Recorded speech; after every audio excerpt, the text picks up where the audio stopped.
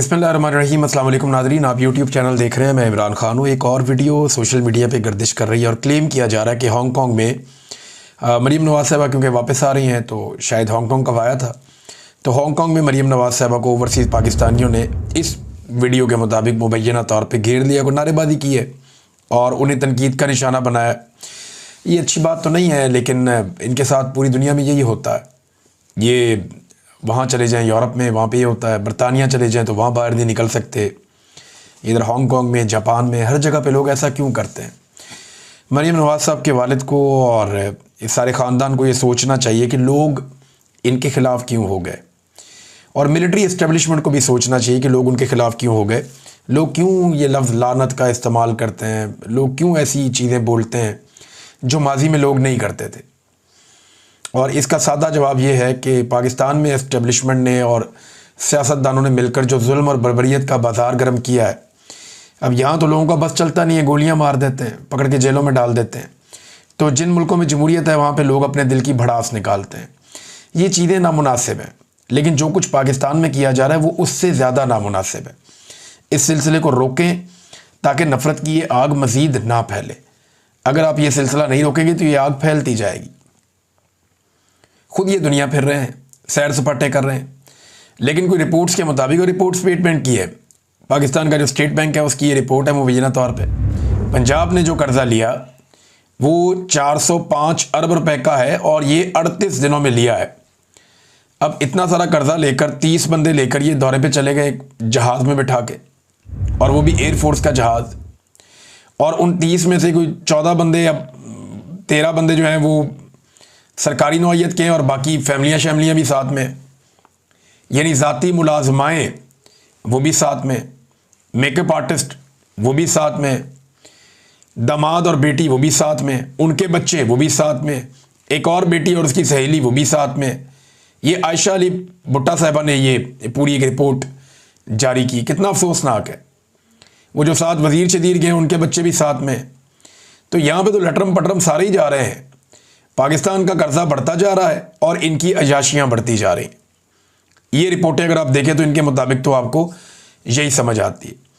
पंजाब ने 38 दिनों में 405 अरब का कर्जा लिया है। खैबर पख्तूनख्वा 21 अरब का कर्जा लिया। कितना फ़र्क है देखें आप। सिंध 16 अरब और बलूचिस्तान 13 अरब का। और हालात इनके ये हैं, इनकी अयाशियाँ ख़त्म नहीं हो रही और कर्ज़ों के ऊपर ये अपनी हुकूमतें चला रहे हैं।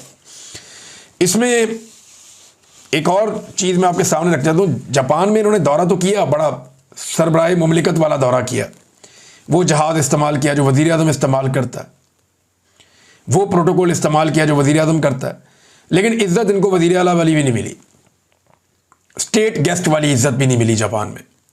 ये प्राइवेटली घूमते रहे इधर उधर, फिर पुलिस को बुलाया तो पुलिस ने इनको और ज़्यादा महदूद कर दिया। और पाकिस्तान का टोटल कारनामा क्या है? जो जापान में एक्सपो लगी है जिसको देखने के लिए ये लाओ लश्कर के साथ गए थे सारे एंजॉय करने, टोटल कारनामा पाकिस्तान का ये है वहाँ पे कि नमक का एक स्टॉल था पाकिस्तान का बस, जिस पे करोड़ों रुपया इन्होंने लगाया हुआ। एक स्टॉल नमक का पाकिस्तान ने लगाया कि नमक से बनी हुई चीज़ें। यहाँ पे खेवड़ा की कौन है ना, दुनिया की बड़ी कानों में से एक सबसे बड़ी, यहाँ खेवड़ा के अंदर नमक निकलता है। तो यहाँ पिंक सॉल्ट निकलता है, पूरी दुनिया में ये हिमालयन सॉल्ट के नाम से बेचा जाता है। आप कहीं भी यूरोप में चले जाएं, अमेरिका में, बरतानिया में, आपको पिंक सॉल्ट मिलता है। ये पाकिस्तान का है, खेवड़ा से ये निकलता है। तो इससे बहुत सारी आइटम्स भी बनती हैं, लैंप्स बनते हैं, दीगर चीज़ें बनती हैं, फनपारे बन जाते हैं, ईंटें बनती हैं इनसे। तो बड़ी खूबसूरत चीज़ें इससे बनाई जाती हैं। वो जो नमक है ना, उसका एक स्टॉल पाकिस्तान ने लगाया हुआ था बस जापान में, और कुछ भी नहीं। ये इनकी वहाँ पे टोटल कारकर्दगी थी। अब इस वक्त पाकिस्तान में सूरत हाल क्या है, मैं दो चीज़ें आपके सामने रखूँगा। एक तो आटा पाकिस्तान में मज़ीद महंगा हो गया। मुझे ये खबरें नहीं करनी पड़ती थी, ना मुझे आदत है खबरें करने की, लेकिन मेरे बहुत सारे दोस्त जो करते थे वो करना छोड़ गए, तो मजबूरन मुझे ये खबर देनी पड़ती है। जब वो ये काम दोबारा शुरू कर देंगे तो मैं ये काम छोड़ दूँगा। वो कह रहे हैं जी मुल्क भर में आटा मज़ीद महंगा हो गया। 20 किलो के थैले की कीमत में 217 रुपये तक का इजाफा हो गया। यानी आप ये समझ लें लगभग 11 रुपये किलो आटा मज़ीद बढ़ गया है, और ये गुज़िश्ता चंद दिनों के अंदर हुआ है। और आटे की कीमत में एक बहुत बड़ा इजाफा हुआ, और इसकी एक और वजह यह कि गंदम की कीमत में भी इजाफा हुआ है। गंदम की जो फ़ी मन कीमत है वो 2200 रुपये से बढ़ के 2800 रुपये हो गई है। ये पाकिस्तान की मीडिया ने इसको रिपोर्ट भी किया है। यानी 20 किलो का आटे का थैला जो इमरान खान के दौर में 1100 रुपये का था, बड़ा रोला पड़ा हुआ था, अभी ये और महंगा हो गया है। और अभी जो इसकी कीमत में इजाफा हुआ वो 217 रुपये का हुआ है, जबकि गंदम का रेट भी बढ़ गया है। जब किसान गंदम बेच रहा था ना, जब गंदम किसान के पास पड़ी हुई थी, तब इस हुकूमत ने किसान से बदला लिया कि हमें वोट क्यों नहीं डालता। तो किसान से बदला लेते हुए हुकूमत ने गंदम जो किसान को पड़ती थी 3000 रुपये में, उसकी कीमत कम करके 2200 रुपये कर दी। बेचारे किसान ने अपना नुकसान के अंदर गंदम बेची, 2200 रुपये मन के हिसाब से गंदम किसान ने बेची हुई है। और अब वो कीमत बढ़ा, बल्कि किसान को तो 2000 मिला कई जगह पे, अब वो कीमत बढ़ा के 2800 रुपये तक पहुंचा दी गई, ताकि वो जो मिडल मैन है या जो माफिया है जिसने किसान से फ़ायदा उठाया और सस्ती गंदम खरीदी हुकूमत की हठधर्मी की वजह से, अब वो फ़ायदा उठा रहा है। और उसको जो फ़ायदा दिया गया वो 50% का फ़ायदा दे दिया गया। यानी अगर किसी ने 1 करोड़ की गंदम खरीदी है तो अब उसके ऊपर वो बड़े आराम से 40 लाख 50 लाख रुपया बना सकता है। ये पाकिस्तान के साथ ये कर रहे हैं, किसान को तबाह किया, बर्बाद किया। यही गंदम की कीमत जो है वो अगर चंद माह पहले होती, अप्रैल मई जून में होती, तो किसान पैसे कमा लेता, लेकिन तब ऐसा नहीं किया गया। तब गंदम को सस्ता सस्ता सस्ता किया गया। जब किसान की पसली टूट गई, उसका बेड़ा गर्क हो गया, तो उसके बाद अब गंदम की कीमत बढ़ा दी गई, ताकि जो मिडल मैन है या जो माफिया है या जो मिलों के मालिकान हैं जिन्होंने गंदम इकट्ठी कर ली थी, अब वो इसमें से पैसा बनाया और पैसा बन रहा है। पाकिस्तान के किसान को मार क्यों पड़ती है? पाकिस्तान में ना माफियाज बैठे हुए हैं और वो माफियाज पाकिस्तान के किसान को मारते हैं। मिसाल के तौर पे 2 बड़ी अहम खादें हैं। हम जायज़ा ले लेते हैं इंडिया और पाकिस्तान में इन खादों की कीमत का, कि इंडिया में ये खाद कितने की मिलती है और पाकिस्तान में ये खाद कितने की मिलती है। देखिए ना, बीच में एक लकीर है ऐसे करके, उस लकीर के उस तरफ भी किसान रहते हैं, लकीर के इस तरफ भी किसान रहते हैं। उधर वाला किसान कितने में खरीदता है यूरिया और डीएपी, और इधर वाला किसान कितने में खरीदता है यूरिया और डीएपी। ज़रा ये कीमतों का मुवाजना करते हैं। एक बड़ी इंपॉर्टेंट खाद है डीएपी। डीएपी खाद जो है वो तमाम किसान जानते हैं कि ये क्या है, और उन सब ने अपनी अपनी फसलों में ये डालनी होती है। पाकिस्तान में इस वक्त इसकी जो एवरेज कीमत है वो 13,800 रुपये है। 50 किलो की एक बोरी होती है, 50 किलोग्राम की, 13,800 रुपये पाकिस्तानी ये डीएपी की कीमत है पाकिस्तान में। अगर भारतीय रुपयों में इसको कन्वर्ट करें, वो भारत का पैसा पाकिस्तान के मुकाबले में ताकतवर है, तो भारतीय रुपयों में अगर आप इसको कन्वर्ट करें तो इसकी कीमत बनती है 4,275 रुपये भारतीय रुपयों में। अब भारत में ये कितने की मिल रही है डीएपी? भारत में डीएपी की कीमत भारत ने लगाई है 1350 रुपये। हमारे यहां पे 13,800 रुपये, भारत में है 1350 रुपये। और अगर उसे आप पाकिस्तानी कीमत में कन्वर्ट करें तो ये 4,358 रुपये है, अगर पाकिस्तानी पैसों में आप कन्वर्ट करें तो। यानी 3 गुना से भी ज्यादा महंगी है पाकिस्तान में डीएपी।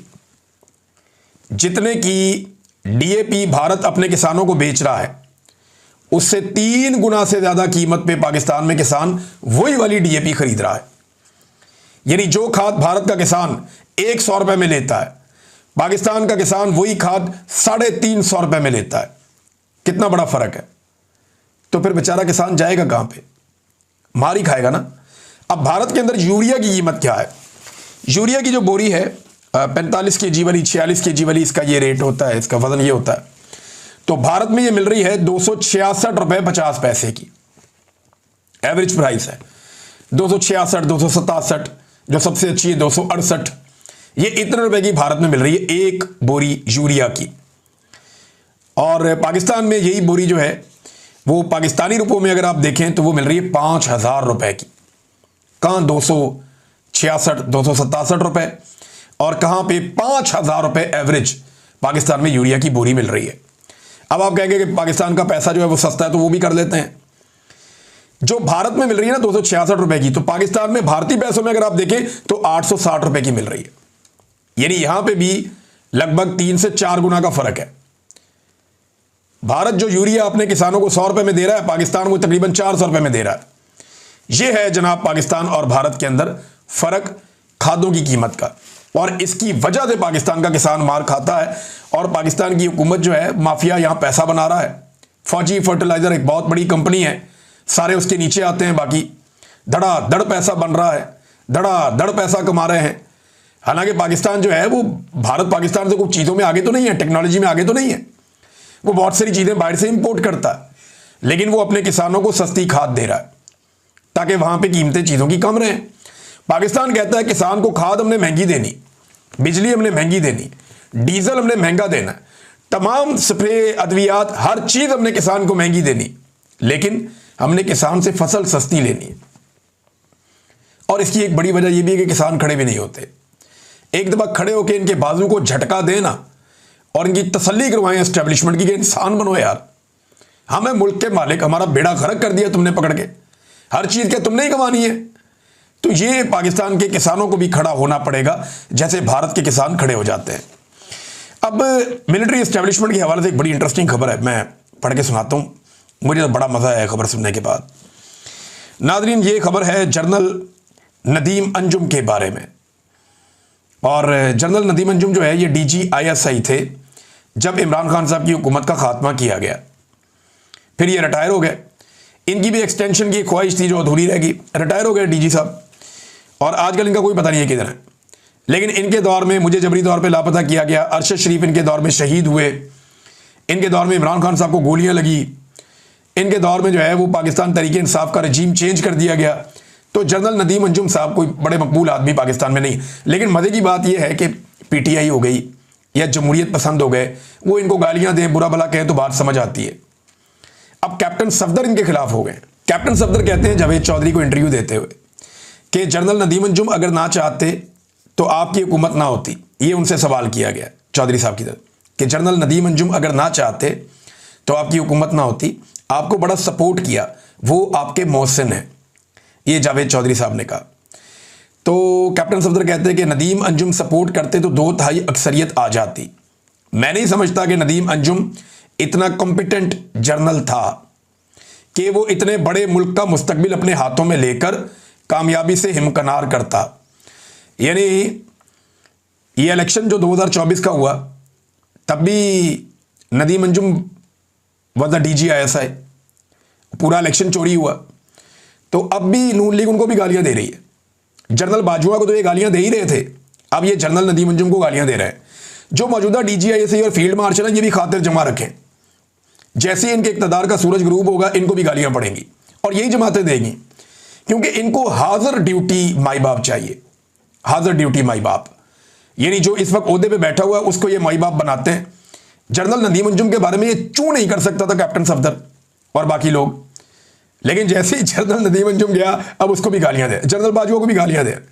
ये जो अभी जर्नैल मौजूद है ना, इनको एक मशवरा है, या तो ये सारी जिंदगी रिटायर ना हो, बंदोबस्त कर दें कि हमने रिटायर होना ही नहीं, या फिर ये अपने आप को इस बात के लिए तैयार रखें कि यही सियासी जमातें जो बातें ये आजकल तन्हाई में उनसे कर लेते हैं ना, ये कल को उन्होंने सस्ते दामों सौदा कर देना है और ये सारी चीज़ें पब्लिक के सामने रखेंगे, फिर बड़ा मज़ा आएगा।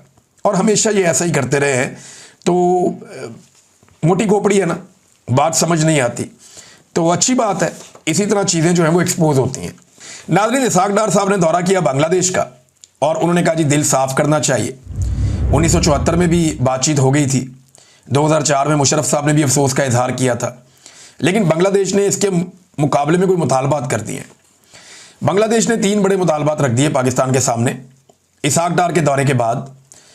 और ताल्लुकात की नॉर्मलाइजेशन के मामले में बांग्लादेश ने 1971 में माफ़ी का मुतालबा कर दिया। उन्होंने कहा पाकिस्तान 1971 के वाक़यात पर बाकायदा माफ़ी मांगे। जो 1971 में बांग्लादेश में वाक़यात हुए थे, इससे मिलते जुलते वाक़यात बलूचिस्तान में, कबायली इलाकों में, पाकिस्तान में होते हैं आजकल। जबरी तौर पर गुमशुदगियाँ, इंसानों को टॉर्चर करना, ख़वातीन को तशद्दुद का निशाना बनाना, बल्कि उस दौर में और भी बहुत सारे घिनौने और घटिया चीज़ें रिपोर्ट हुई थी, बहुत ही खौफनाक चीज़ें।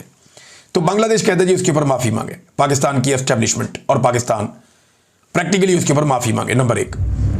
नंबर 2, 1971 के बाद दोनों ममालिक के दरमियान जायदाद और असासों की तकसीम का मामला तय किया जाए। बांग्लादेश को लगता है बहुत सारी चीज़ें उन्हें मिलनी चाहिए थी, 71 के बाद जो उन्हें नहीं मिली तो वो चीज़ें उन्हें दी जाएँ। अगली चीज़ उन्होंने ये कही कि 1970 के साइक्लोन मुतासरीन के लिए आई हुई गैर मुल्की इमदाद की रकम बांग्लादेश के हवाले की जाए। साइक्लोन के मुतासरीन थे वहाँ बहुत सारे, इमदादी रकम क्योंकि पाकिस्तान को मिली थी तो वो यहाँ पाकिस्तान के पास थी, तो बांग्लादेश कहता जी वो आप हमें दें, उस पे हमारा हक है, और वो क्योंकि मुतासरीन वहाँ पे थे लिहाजा वो रकम अब हमारे हवाले की जाए। और एक और उनका जो मुतालबा है वो ये है कि जो बांग्लादेश के अंदर रह गए थे बिहारी या जो पाकिस्तानी हैं उन्हें वापस पाकिस्तान में बुलाया जाए। ये वो बड़ी डिमांड्स हैं जो बांग्लादेश की जानिब से की गई हैं और ये रिपोर्ट भी हुई है। नाज़रीन, शेर अफजल मरवत साहब का मामला दब ही नहीं रहा। शेर अफजल मरवत साहब जानबूझकर ऐसा लगता है खबरों में रहना चाहते हैं और मामले को उछाल रहे हैं। मेरे ख्याल में उन्हें खामोश रहना चाहिए था। उनको पार्टी के अंदर भी लोगों ने मशवरा दिया था। ऐसा लगता है कि उन्होंने अपने मुस्तकबिल का फैसला कर लिया है और अब वो सिर्फ मुनासिब वक्त का इंतज़ार कर रहे हैं कि वक्त आएगा तो मैं पार्टी छोड़ दूंगा और ये मलबा मैं डालूंगा सोशल मीडिया पे या पीटीआई के लोगों पे कि मैंने इनकी वजह से ये पार्टी छोड़ी और फिर मैं इनकी मुखालफत करूंगा। अब फ्रस्ट्रेशन ऐसी है कि वो कई मरतबा अपने लेवल से नीचे गिर गए। एमएनए है ना, मेंबर कौमी असम्बली है, साबिक मुबैना तौर पर वो जज भी रहे हैं शायद, तो उन्हें अपने लेवल से नीचे नहीं गिरना चाहिए। नीचे जाने वाली जो गुफ्तगू है वो उन्हें नहीं करनी चाहिए, लेकिन वो कर रहे हैं। इस वक्त ऐसा लगता है कि उनकी ज़हनी हालत मियाँ नवाज शरीफ साहब से मिलती जुलती हो गई और वो बड़ी तकलीफ़ में है। लेकिन मरवत साहब को ये बात समझनी पड़ेगी कि उन्हें जो भी मिला, इमरान खान के तुफैल मिला, दिया तो अल्लाह ताला ने, लेकिन इमरान खान के साथ जब तक लोगों को लगा कि वो वफादार हैं तब तक उन्हें लोगों ने बहुत इज्जत दी। लेकिन उन्हें एक बात और याद रखनी चाहिए कि इमरान खान सोशल मीडिया नहीं देखते। इमरान खान ने शेर अफजल मरवत को सोशल मीडिया की वजह से नहीं निकाला। सोशल मीडिया तो सारा का सारा शेर अफजल मरवत के हक में था। पहले इमरान खान ने शेर अफजल मरवत को निकाला, फिर सोशल मीडिया ने शेर अफजल मरवत के बारे में नेगेटिव सोचा और जब शेर अफजल मरवत साहब ने लगातार ऐसी जुबान इस्तेमाल की और ऐसी चीज़ें की जिससे इमरान खान साहब सच्चे साबित होते चले गए। देखिए, ये डिसीजन इमरान खान ने लिया था, ये पॉपुलर डिसीजन नहीं था। इमरान खान की पार्टी भी नहीं चाहती थी शेर अफजल मरवत को निकाला जाए, सोशल मीडिया भी नहीं चाहता था शेर अफजल मरवत को निकाला जाए और शेर अफजल मरवत साहब भी पार्टी में रहना चाहते थे।